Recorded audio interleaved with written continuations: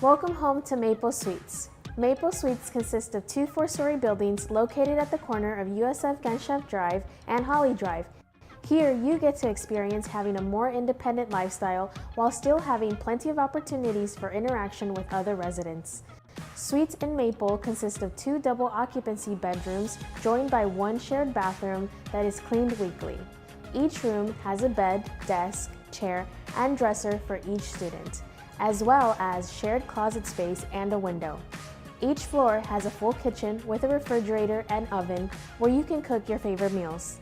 When you don't feel like cooking, you can head down to Argos Exchange, located just nearby. You can use a meal swipe here to get an entree and fountain drink from different rotating restaurant options. If you are looking for something quicker, check out the Bulls Express convenience store, located right next door.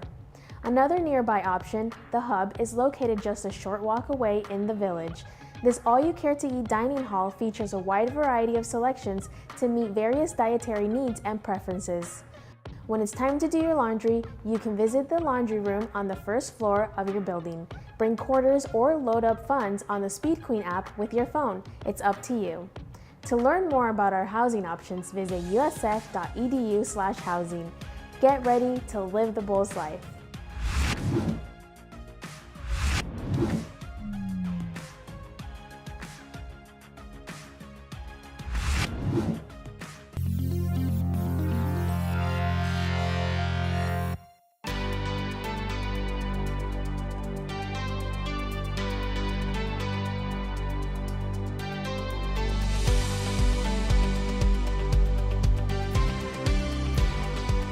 Hello and welcome to the season finale of USF Housing Live. I'm your host, Elizabeth Fry, the Assistant Director for Communications with Housing and Residential Education at the beautiful University of South Florida in Tampa. We have an exciting episode planned tonight to help you prepare for college. For our season finale, we will be joined by the Director of Operations and Outreach for Housing and Residential Education and the Assistant Director of Outreach and Community Engagement for the USF Counseling Center. Be sure to drop any questions you have in the comments from wherever you're watching, and we'll be sure to answer as many as we can throughout tonight's show.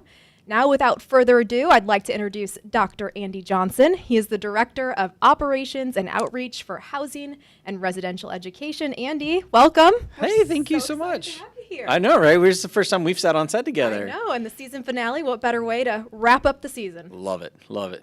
So for those of us who don't have the pleasure of knowing who you are, can you start by telling us who is Dr. Andy Johnson? What do you do here? That is a very complicated question. We're still navigating. But so I am the Director for Operations and Outreach with Housing and Residential Education. And my main responsibilities are marketing and communications for the department, as well as our occupancy management, right? Finding a place for everybody who wants to live on campus, in a very orderly fashion. And our housing services, which is our residential mail and our desk operations, right? So you got a question, need a temp key, that's the desk. And then technology, right? So Wi-Fi is very important to our residents, so we make sure that we're working with our partners in IT to make sure that the Wi-Fi is strong always. So those are some of the big ones. So housing is a very complicated place with a lot of different things going on over here. So you got a big job, Mr. Johnson. Very much so. I like to equate that we are like a city, yes. Within the campus. So. Well, we are very excited to have you here, and I know you're going to be talking with us about summer today, but we already have barely started, and we already have a question. All so right. I want to address that really quick before we dive in. Last week, we spoke on Bull Hall. Okay. And so this person said, I have a quick question regarding Bull Hall because I wasn't able to tune into the last live event. Will I be able to request my bed to be raised when I move in early, or do I need to wait until later? No, we will actually start making announcements, right, and communications, emails, things like that. And it goes on our website on our bed adjustment procedure, right? So you can submit it. I want to say usually about a week in advance of moving in, gives our facilities team time to receive it, process it, and kind of prioritize it so that way they know when you're arriving and can make sure that bed's at the right height. And so we have 3 standard heights, I believe, on our website that students can choose from when they're submitting their work order. So.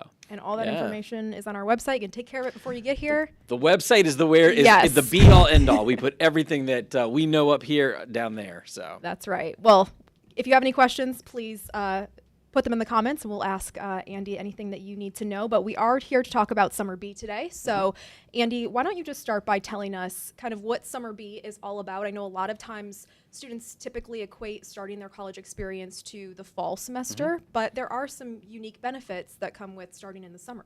Yeah, absolutely. So, one of the things I always like to share is that Summer B allows folks a little bit more transition time, a little more orientation time to the campus, right? We are a very small city within the city of Tampa. And so, having maybe 5,000 or 6,000 students on campus, in classes and things like that, as opposed to 40,000 in the fall, having maybe 1,500 students living here, as opposed to 6,500 in the fall, right? It gives a student who may need a little bit more time getting acclimated to the new environment, right? So we want to make sure that we are providing an opportunity to set the student up for success and to really understand the resources and kind of the layout of the campus. So Summer B is a great opportunity, especially to get ahead. Maybe you take 1 or 2 classes instead of a full load of 4, 5, or 6, depending on what your course is, just to kind of get acclimated again. So help ease in before Absolutely. everyone gets here in the fall.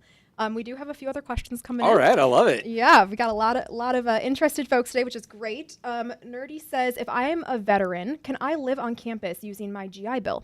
I'm not an expert in the GI Bill, but I will say, yes, you can live on campus. I do know that sometimes the GI takes, the VA takes a little bit more time to pay out. Financial aid is the one that really works through that. And so they notate it in your file and things like that, so that way you don't get a late fee or any kind of holds. So I do know that takes a little bit longer, but that's okay. Not a big deal. We have a lot of veterans who attend the University of South Florida, and we have an amazing Office of Veteran Success here. And I want to say we just won an award that I think I saw on LinkedIn of elite campuses that help veterans. So yes, 100% you can live here. Yes, 100% we will take the GI benefit. And so I just don't have all of the information to help you probably, but if you reach out to us, we'll point you in the direction of sure will. Veteran Services and we'll get you connected. So just send us an email. Another question, when I went to the room selection for Summer B on the website on April 8th, it said I need to pay for the housing application fee. But when I went to the payment page, it said I already paid. What can I do? So you have a very unique circumstance. So I would recommend either calling our office or emailing us. You can call our office at 813-974-0001, or you can send us an email from your USF email account, housing@usf.edu, so we can explore that a little bit further. So yes, let us help you with some personalized service. Give us a call or reach out to us, or you can stop by the office. So either one. We're on the 2nd floor of Argos, above the Argos Exchange. So I'll help you get it figured out. Sure will. Kayla asks, is it too late to get housing for the fall semester? It is not too late to apply. We are currently with an active standby list, but we are trying to move students off of that as quickly as possible as spaces become available. I will tell you, in all the years that we've been doing this, we've been able to at least make an offer to every student on our standby list. So it will take some time. So be prepared, be patient, please. But if it is something that you are set that you want to live on campus, apply as soon as possible, get yourself on the standby list, and then just watch for our routine communications. So we try to keep folks up to date in there as far as the process goes as best we can. So, but just to highlight what you said, Andy, if you're thinking about it, go and do it now. Go and do it now. Get yourself on that list. Yes. Another question is, I was told that freshmen cannot have an apartment. However, last night I just switched to one for Summer B housing. So does the no apartment rule just apply to the fall? So yes, so most of our apartments for the fall will be for returning students.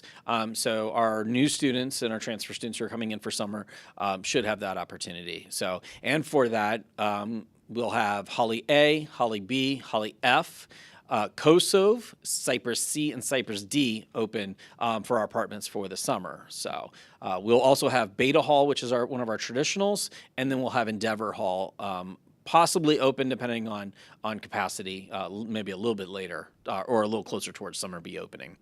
So We've got a wide variety of traditional suites and apartments available for the summer. We got options. But if you got are options. a freshman living in that apartment space for summer, you will be moving to a different space for fall. Yes, absolutely. So, and one of the other things along that lines is if you have applied for the summer thinking it is a one application process, you need to apply for the summer and you'll need to apply for the fall spring. So if you're missing that and you have that gap, you need to do that application for fall spring right away. Super important. Yeah. We got another question. They are asking, they said they're not able to get housing for the summer. So are they able to do their summer semester online? And if so, how would they go through with that? That's a great question. So I'm going to assume you're a new student coming in for summer B. The best thing to do is when you meet with your advisor during orientation, then you will want to talk with your advisor. I'm not an expert in the class schedules or the modality of it, and so I would definitely recommend that you talk to the people that are, and that will be your academic advisor. You're an expert on everything tonight, Andy. I'm not. I know the experts. I know where to point people to the experts. That's almost just as good, right? Know Yeah, who to connect them with. Am I supposed to apply for housing right now for the 2025 spring term? I couldn't find an option to apply the other day. That application is not yet live. That usually goes live right around September the 1st. And so, yes, you absolutely can apply for the spring 25 only starting in early September. Okay. These questions just keep coming in, Let's Andy. do it. Another question says, I've completed the housing form. I would like to know, how are we notified when we can pick housing and pay for fall? I'm sorry, read the question one more time. They said, I would like to know, I've completed the housing form, so I'm assuming the application. The application, I would okay. like to know, how are we notified when we can pick our housing and pay for fall? So you can pay for fall one business day after you've submitted the application, right? So it takes so if you submit it on Saturday, right? On Monday morning we will process it and it'll be on your Oasis account a little bit later that afternoon. So you can go online and pay the $50 application fee. The next step would be to make sure that you, if you need a co-signer, that they have signed off on your housing thing. So anybody under 18, and that you have registered for orientation. So application, $50 application fee being paid, not paid by your $200 admissions deposit. That doesn't count, right? That money is elsewhere. So you have to actually make a line payment to it and register for orientation. After that, you're ready to go. And so we just continue to watch it. And there's also an application summary screen that will show you exactly what steps you may be missing. And at this point in the process, if you are just now going through those steps, make sure that you add yourself to that standby list as well, so that you're in the queue and ready to go when we have a space to assign you to. 110%. So another question, does Holly F have elevators? Absolutely. All of the Holly buildings have an elevator. Perfect. Keep your questions coming in. If you have anything, Andy will be more than happy to answer it, but we're going to get back to our questions regarding Summer B. I know you just spoke on what options we have available, but for a lot of our Summer B residents, this is maybe their first time ever coming to campus. They're first-year students. It's a whole new experience. So what do families and students need to do to prepare for that first day, that move-in experience for summer?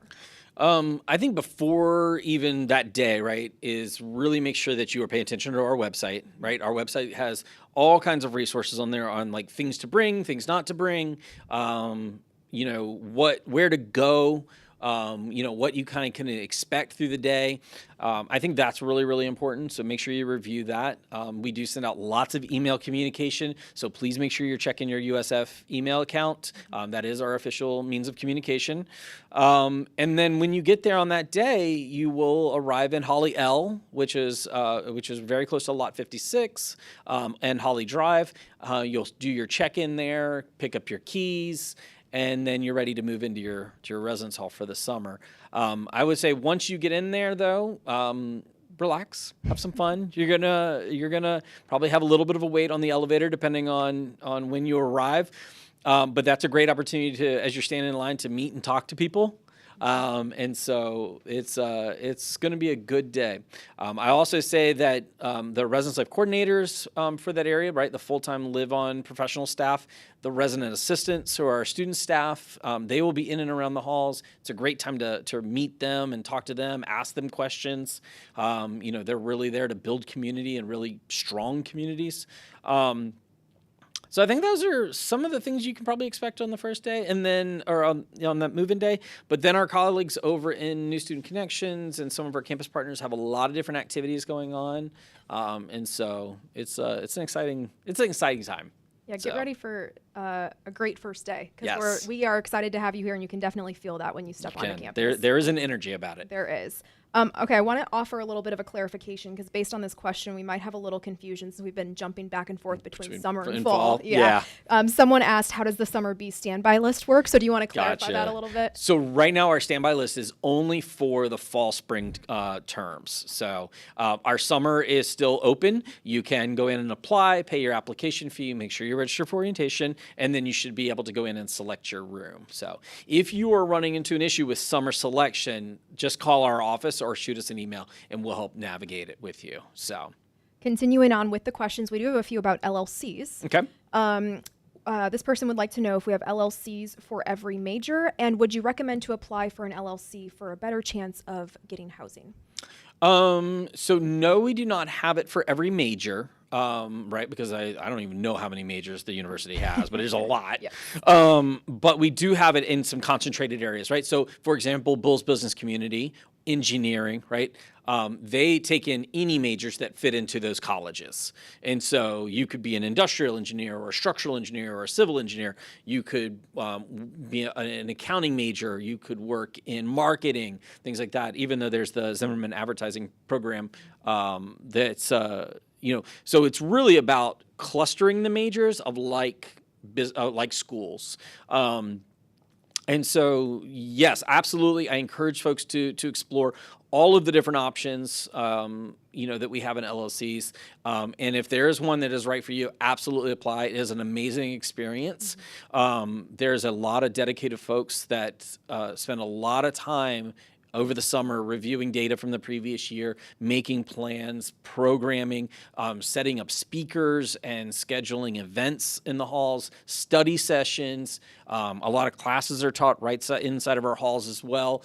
So there's a lot of energy that goes into student success of those programs. And so it is absolutely a fantastic experience, and I would encourage anybody who's eligible to consider it. It's a great way to get connected to.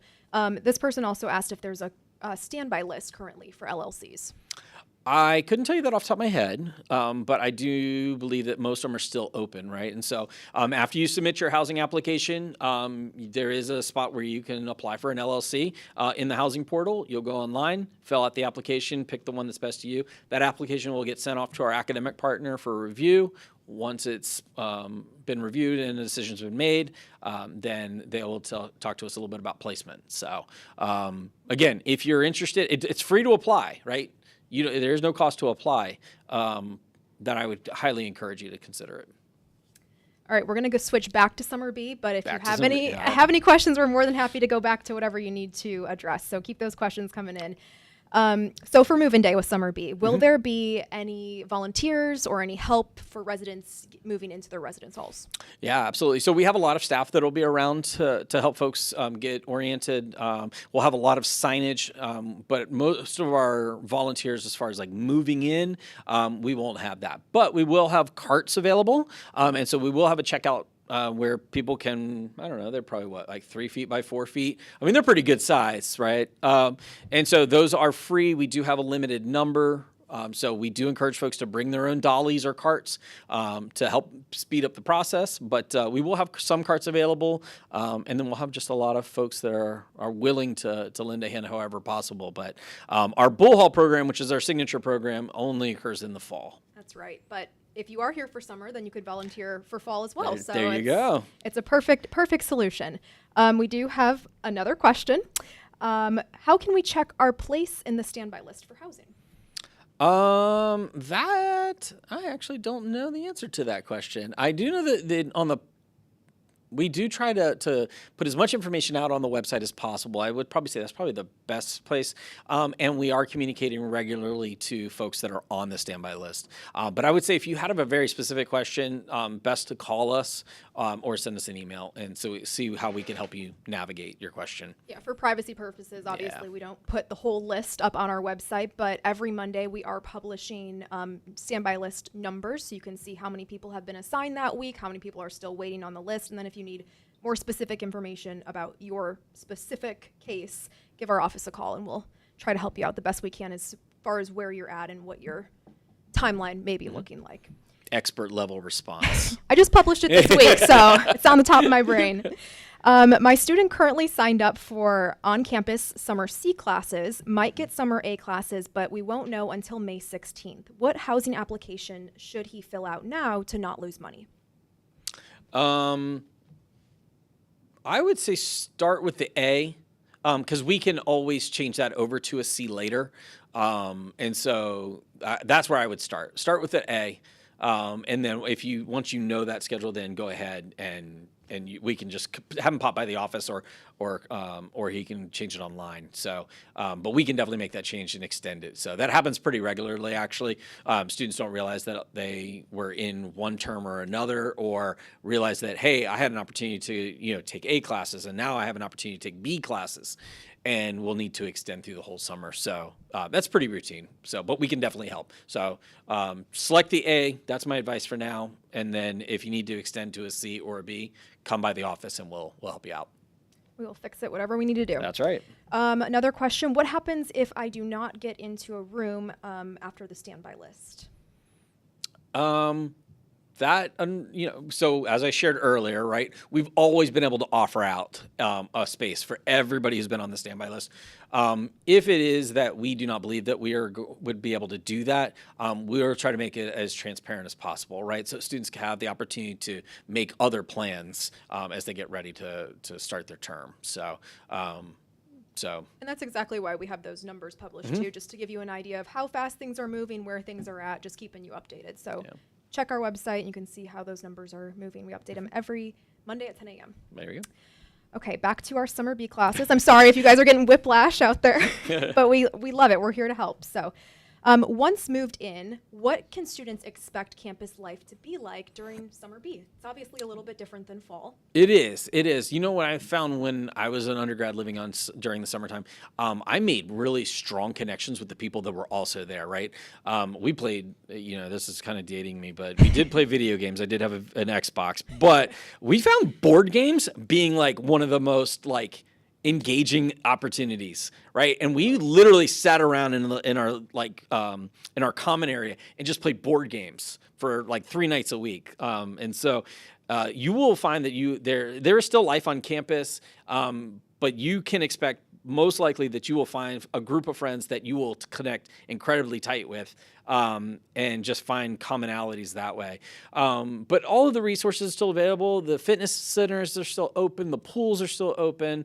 Our colleagues over in student life and engagement are still actively doing things and planning programs. The RAs and residential education are working very hard with a lot of intentional programming and activities, things like that. And so it won't be dead, I promise you.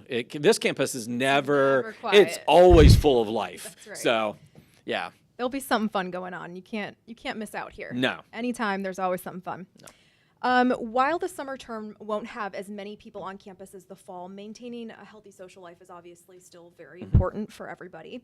What kind of events will housing and residential education be sponsoring during our summer B term? So that is usually handled by our residential education partners, but I will tell you that there is a lot of intentional programming, right? But then there's a lot of spontaneous things that happen, right? I will tell you that most nights, our office is here in Argos. When I walk to my car, I always will see people playing a pickup game of volleyball or pickup basketball right back here. And Beta being right over around the corner, that's where we get a lot of folks from. COSO being just this way. But, there's a lot of self-driven activities. that complement some of the things that our partners are doing. So there will always be something to go on. If somebody says they're bored, they need to come talk to their RA, and their RA will definitely be pointing them in the right direction. So I was going to say that. They will always know what's going on. So if you're ever sitting in your room one night and you're like, I need something to do, your RA can point you in the right direction. Absolutely. So isn't there also a I forget the name of the service. I'm going to call it Bull Sync, but that's not right. I think that's old. It's about all like the calendar of activities and things like that is through student life and engagement. It is on the tip of my tongue. Right. It's going to come to me. Go ahead, Heather. What is it? Bulls Connect. Thank you, Heather. There we go. What would we do without our studio audience, That's if you right. will? Yes, Bulls Connect. That has all of the events that are happening, the programming across campus, not just for our department, but anything that's going on. And that's right. A great resource to get plugged in with as well. Thank you, Heather. We appreciate you. Okay, so if a student is interested in getting involved with more events, just like we said, during the summer term, who can they connect with to learn more about what events might be happening on campus? I feel like we're just one step ahead of ourselves here, Andy. We really are, but I will tell you, I'm going to go just in order here. The RA, the resident assistant, will know what's going on. The residence life coordinator, the professional staff that's supervising the buildings. Go over to the student life tower and the MSC. There's always things going on, and all you have to do is say, can you tell me what's going on? How can I get involved? What kind of activities or clubs do you have? Like, there are so many people over there that want to help and help students get connected. So there's a million ways that you can get connected on this campus. And we were talking about student organizations and clubs in a few episodes back, and we have, I believe they said some crazy number, like 700 different clubs and organizations here. But if you didn't have one that works for you, you can always start your own. You can. That's how we got to 700. They're all student driven. Right. That's right. So. So obviously, like we're talking about now, it's based on what you make of this experience. So that's why we say when you get here, get ready, get plugged in, make it what you want it to be, because it really is dependent on you and what you do to shape your experience. Right, absolutely. You know, if you want to be active on this campus, you're going to have to put yourself out there, right? You're going to have to say, hey, my name's Andy. Right, and just start with the basics, and it will happen magically. I promise you. I showed up to campus. I knew nobody, and I just asked, what can I do to help, right? And it just started happening, right? Join a fraternity, join student government, all these things, So it's just that simple. So you've got to put yourself out there. And that's what roommates are great for too. Oh, yeah. That's a built-in person to go with to events. Yeah, there's your safety net. Yeah, exactly. So. All right, well, if a student has any other questions about move-in, summer B, anything, LLCs, housing, all the things we've talked about tonight, where should they go, Andy? One word, website, housing.usf.edu or usf.edu/housing, whichever way, it'll take you to the same place. And if not, just give us a call or shoot us an email. So that's the easiest way to get to us. That's right. We're excited. We're here. We're ready. We are ready to answer your questions, welcome you to campus, do whatever we need to do. That's it.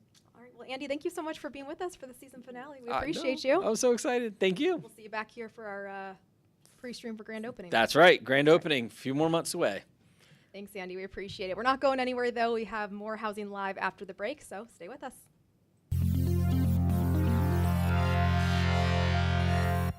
My name is Christy Hoskinson, and I'm the Assistant Vice President for Strategic Initiatives at the University of South Florida, Sarasota, Manatee. Well, I am, an alum of Gardner Hall at McGill University in Montreal, Canada. Right from day one, I came in scared. I came in feeling very vulnerable. I'd never stayed away from home before. I had a lot of trepidation, but I also had a lot of courage. And I knew this was the very thing that I needed to do to meet new students. I believe living on campus gave me the advantage academically, and also probably enhanced my social experience. I also learned a lot about the way other people live and different cultures. The way you really get to know someone is when you live with them. You go through hardships together, you go through victories together, you bond over time. Friendships take time, and building those trust bonds while living in the same environment is probably not something that's on a student's radar right now. One may not even be thinking about expanding their friendship circle, but that is an absolute added benefit when you're living with people that comes part and parcel with the residence hall experience. I heard about this expansion, and I knew the moment I heard it, it's going to transform this campus in a really favorable way. I can picture students coming over from the residence hall to the campus a stone's throw away. I can picture the clusters of students migrating into the classrooms. I can hear the chatter. I can hear and watch right in front of me new student friendships starting to form. So I'm very excited with regards to the energy that it's going to bring this campus. My encouragement to a student who's considering coming here is to go for it. You will not regret the decision. The experience that you're going to have, besides the amazing view that you will have 24/7, will create, I think, an even deeper connection to the USF brand, certainly a deeper connection to the Sarasota Manatee community, and deeper connections with the students that you're going to be with, who are going to support you, who are going to rally behind you, and are going to be your future friends. Why not take the chance? Hi, I'm Christy, and I so look forward to you living the Bulls life here at the Sarasota Manatee campus in our residence hall. Go Bulls!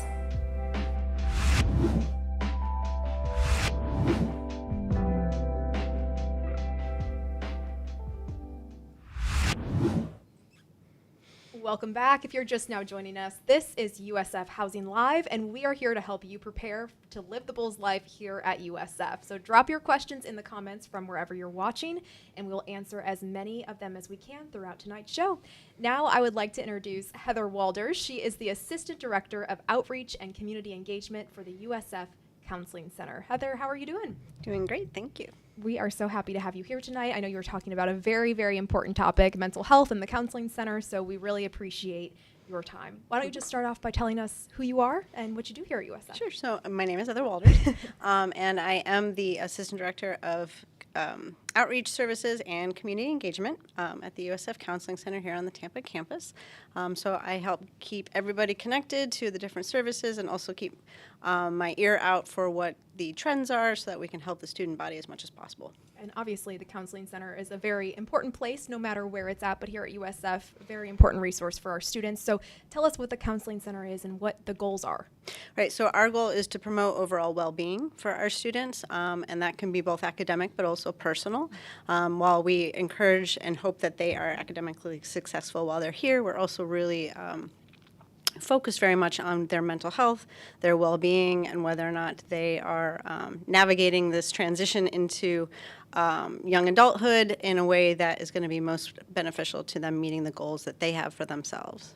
And now obviously we have all the information on our website, as we said, Sure. but where can students actually go to find the Counseling Center? I know sometimes there may be a little confusion surrounding that. Yeah, well, lately we've been talking about and hearing about the new Student Health and Wellness Center building, and for those that were here or weren't here before, we are not located in that building, and there is some confusion about that. But we are located on the second floor of the Student Services building.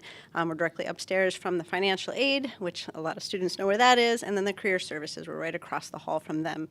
As far as where we're located at, we have a medium-sized office that houses up to 40 therapists at any given time, and so we are poised to offer all those services to our students. And one thing you said, Heather, when we were chatting before that I think is important to mention is that one of the benefits of being in that building is since there are other departments, if a student is walking in for services, everyone else is not really going to have any idea where they're going. Sure, yeah. One of the big things that we like to work on in terms of outreach is working on the campus culture and destigmatizing services around mental health and supporting mental health services as well as self-care. And so one of the things we want to keep in mind is making sure there's privacy for the students. And if there is some discomfort around seeking services, they have access, we'll talk more about that, I'm sure, to telehealth, but also when they come into our building, they could be there for any number of services. And so where they're going is not something that's being highlighted just by walking in a door. And that can be a very comforting thought for students who are We taking hope so. that first step through the door. Now, you just mentioned it, so why don't we go ahead and talk about Sure. it. You do offer in-person, but you have some other options on the table for students as well. Yeah, one of the benefits, if there were any benefits of the COVID epidemic, was that we all got certified in offering telehealth services. And so students have that option. They can do in-person if they would like. They can also do telehealth with all of the USF counseling providers, but they also have access to Timely Care, which offers free sessions with a community provider as well. That one's also helpful for somebody who's out of state because it can be in their local area as well. So if somebody, say, is taking summer classes and they're located in Colorado, they can have access to telehealth services from Colorado as part of their health tuition fees already, so that's already paid for. And I want to highlight something you said a few minutes ago, because this is very important, especially for anybody, but especially for college students, free. Yes, our services are indeed free. It's included. It's already part of their student health fee. And so there are no limits to the amount of services that they can receive from the USF Counseling Center. But there's no co-pays, which means there's also no paper trail. So for privacy reasons and things, there'll never be a bill in Oasis. They won't get co-pays or anything like that. It's completely free. And that privacy is important. Let's talk about that confidentiality aspect. I know that, like you said, there's often a lot of stigma surrounding taking that first step, asking for help, or just talking to someone. Yeah. So what are some of the things that you guys put in place to ensure that patient confidentiality? So we are a full-fledged mental health provider, so we are covered by HIPAA as far as rules and regulations, and also just patient-client confidentiality. And that is also in place. I know a lot of students who are in certain fields are worried that an employer may have to know or get to know or anything like that. Nothing in our offices when we are having a therapy session is ever shared outside of that office unless there's immediate risk of harm to self or others. And it has to be a pretty clear and immediate risk. And then also they have the ability, though, to share information through a signed release of information. So if they wanted to get accommodations, say, with the Student Accessibility Office, we can share that information and only share exactly what information they want shared. So we can do that as well. So it's left up to them. And it'll never be shared without their signature. So they know what's happening. They're in control of whatever information is let out. Let's talk about appointments. If a student decides they want to come visit you, they want to do a virtual appointment, how do they go about setting up that appointment with you guys? So they can do that at our front desk, walk right in. They can also do that over the telephone. There's a few forms, just like any other medical provider or doctor's office, that you fill out in advance so that we have some information going in. Otherwise, they just can call or walk in, and they can say a time, a modality, and then if they would like to choose a therapist, all of our bios are online, so they can look us up, see if there's somebody that aligns with some of their identities, things that they would like to look for in a therapist, and so they can choose it based on that.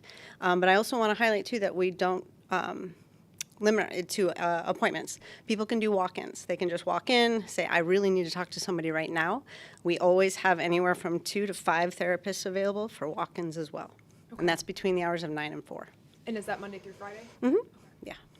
And then for your services virtual, is that also Monday through Friday, 9 to 4 as well? Actually, that's the great part of also being able to offer virtual services is we also have services available as late as up to 7 p.m. Okay. That's just so that there's the added convenience of people not coming and going from the building after hours, but then they can still have their therapist meet with them virtually at 5 o'clock, 6 o'clock. And so when a student comes in, obviously each patient is different than the next and what their needs may be. So are there any type of limitations that are placed on how many visits they can have while they're here at USF, or is there anything that limits what type of care they're receiving? It's a great question. And you're right, everybody's unique in their presentations, what they have going on, and even their own schedules and availability to even meet. Most students find that their needs are met by meeting every 2 to 3 weeks. Some sessions are weekly, depending on the needs, and other students prefer to do like once a month check-ins just to see how they're doing, kind of like you would do a well-person visit with a regular doctor. That helps us to sort of monitor and see how they're feeling, how they're doing with their academics, their self-care, their activities, their overall well-being. And I know that, this can be overwhelming for a student who maybe has never asked for help before, or even sat down to talk with someone and kind of share some things that may be on their mind. So what advice would you give to a student who may be considering reaching out to the counseling center and setting up an appointment for the first time? Sure. I usually jokingly say, try it, you might like it. And because there really is no commitment. A lot of people think, if I go once, now I'm going to have to go all the time. And that's not necessarily the case. Oftentimes people come in just once and they get that feedback that everything's going well, and then they're okay. Or they might find that stopping into one of our drop-in groups, we have drop-in groups that are sometimes in person as well as virtual, and getting a feel for what it feels like to be in a therapeutic space with other people can be sort of an icebreaker, and we'll encourage them sometimes to come back and say, well, I want to have my own appointment now, and that can be something that helps to motivate or takes away some of that stigma and other myths associated with what therapy means. Those drop-in groups, is there a way for students to find out when those are happening or what those groups are? We have all of that information on our website under groups. The drop-in ones, for example, have a URL and a QR code that they can just scan in and drop into. We try to do all of those in a very non-committal kind of way where you don't even have to have your camera on, so you can be present and sort of lurk if that's what you want to do, and just get a feel of what's going on. But it's a good way to get a little bit of psychoeducation, what are some of the coping skills, but also with other people in the space to hear that you're not alone. Other people might be having some of the same challenges and struggles that you might be experiencing. Are all of those groups virtual? Not all of them. We have some of our, we have one that's called Magic of the Middle Path, and that one is a series that breaks up interpersonal functioning, meditation, distress tolerance. So there's a variety of different topics, and that one's virtual, and they can just drop in on Monday mornings around 11 o'clock, I think is what time it's at. Take it or leave it. They don't have to go every week or anything like that. So sometimes we just need a little extra boost, and that can be something that's helpful. What a great resource. That's awesome.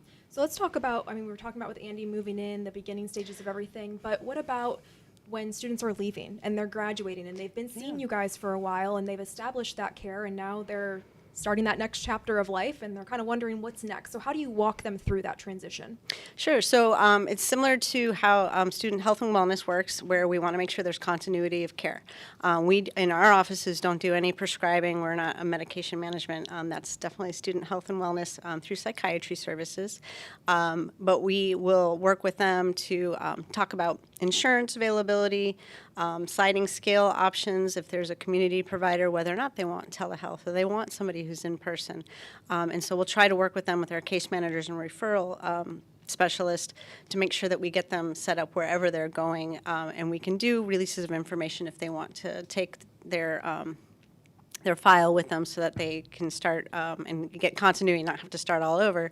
And then we'll also encourage them to use health navigators through the Student Health and Wellness Office if they're looking to start insurance that will also have medical coverage, including mental health. And if not, also many of our graduating seniors, thankfully, have jobs that they're going to, and we encourage them to look into their employment assistance programs, their EAPs, see if there's mental health provided through that as well.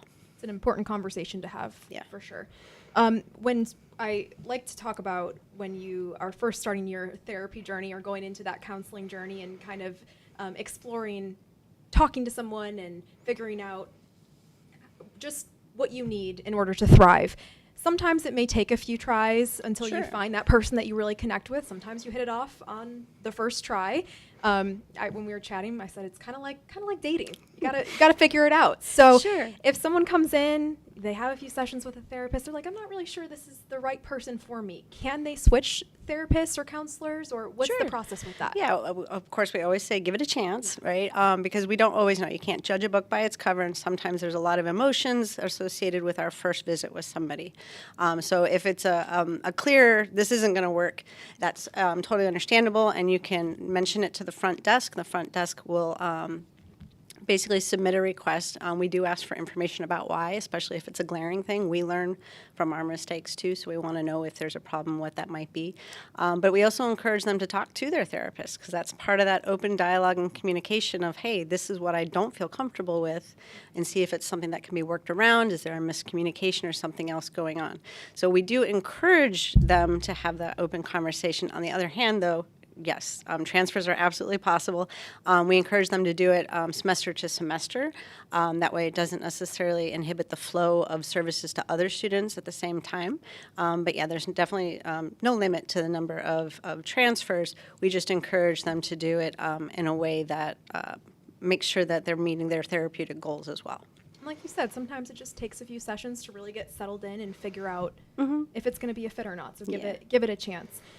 Before we end today, Heather, I just wanted to ask you, as we end this season of Housing Live, do you have any tips you can give for our incoming students as far as what they can do to really set themselves up for success with the new school year? I know that this is a huge transition coming into college and starting this new chapter of your life. So is there anything that students can do to really start their year off on the right foot? If I could name something that we always talk about with our clients almost right off the bat, is when they're not feeling great, what do you miss about before college?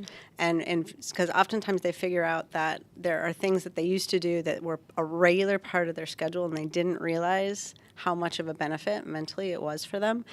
So maybe they used to play sports and they came here and they're not really connected with even intramurals or pickup. Maybe they used to play an instrument, but they're not intending to continue with that. Maybe there's a way that we can work with that. So really thinking about different ways to balance that wheel. We call it the wellness wheel, and to make sure that they're not really, I don't want USF to be mad at me, but I don't want it to always be about academics. There's so much more to the college experience and the life experience in general. College is just a part of it. So we want to make sure that they're maintaining all those other areas of their life while they're here. That's a great tip, and we know that you guys are a great resource for our students, so we appreciate you. Thank you. If anyone's watching this today and they're like, you know what, I want to get connected with the counseling center, I need an appointment, I just want to talk to somebody, what is the best way for them to reach out to you guys, get more information, or like I said, set up that appointment? Yeah, so if they're on campus, please come to the office. Like I said, there's always somebody there that can chat with them, and then otherwise make a phone call our front desk. Everybody in our administrative task can answer all of those questions. Heather, we appreciate you so much, and thank you for all you do here at USF. Thank you. Of course. Well, that will do it for this season of Housing Live. If you have any further questions for our guests, feel free to reach out to them with the contact info they've provided. If you don't remember what it was, just reach out to us. We'll point you in the right direction. And if you have any housing-related questions, please reach out to our office by email at housing@usf.edu or by phone at 813-974-0001. Be sure to follow us at USF Housing on social media for important updates over the summer. We'll be active, so don't miss out.